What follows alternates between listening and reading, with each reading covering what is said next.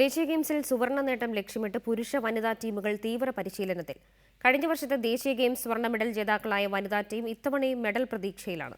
എന്നാൽ ഇത്തവണ ആദ്യമായി മൈതാനത്ത് മാറ്റ് പുതച്ച് മത്സരം നടക്കുന്നതും മാറ്റ് ഇതുവരെ എത്താത്തതും ടീമുകളെ ആശങ്കയിലാഴ്ത്തുന്നു.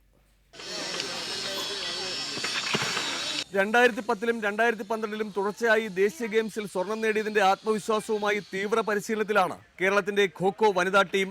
ആറ്റിങ്ങൽ ശ്രീപാദം സ്റ്റേഡിയത്തിൽ രാവിലെയും വൈകിട്ടും മുടങ്ങാതെ പരിശീലനം. കഴിഞ്ഞ വർഷം ഗോവയിൽ നടന്ന ദേശീയ ഖോ-ഖോ ചാമ്പ്യൻഷിപ്പിൽ സ്വർണം നേടാനായതിന്റെ ആത്മവിശ്വാസം പുറമേയും. 2012 റാഞ്ചി ദേശീയ ഗെയിംസിൽ വെങ്കലം കൊണ്ട് തൃപ്തിപ്പെടേണ്ടി വന്നെങ്കിലും പുരുഷ ടീമും പരിശീലനത്തിൽ വിട്ടുവീഴ്ചയ്ക്കില്ല. എന്നാൽ ഇത്തവണ ദേശീയ ഗെയിംസിൽ ആദ്യമായി മാറ്റ് വിരിച്ച കോർട്ടിലാണ് ഖോ-ഖോ മത്സരം എന്നത് ഇരു ടീമുകളെയും ആശങ്കയിലാഴ്ത്തുന്നു.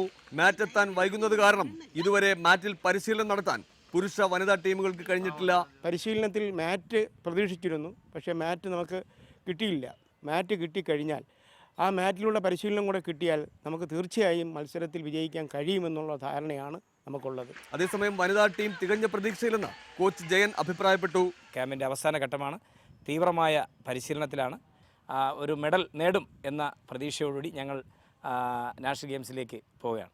പരമ്പരാഗത വൈരികളായ മഹാരാഷ്ട്ര മാറ്റ് കോർട്ടിൽ നേരത്തെ തന്നെ പരിശീലനം ആരംഭിച്ചു കഴിഞ്ഞപ്പോൾ ഗെയിംസിന് ആതിഥ്യമരുളുന്ന കേരള താരങ്ങൾ മാറ്റിനായി കാത്തിരിക്കുകയാണ്.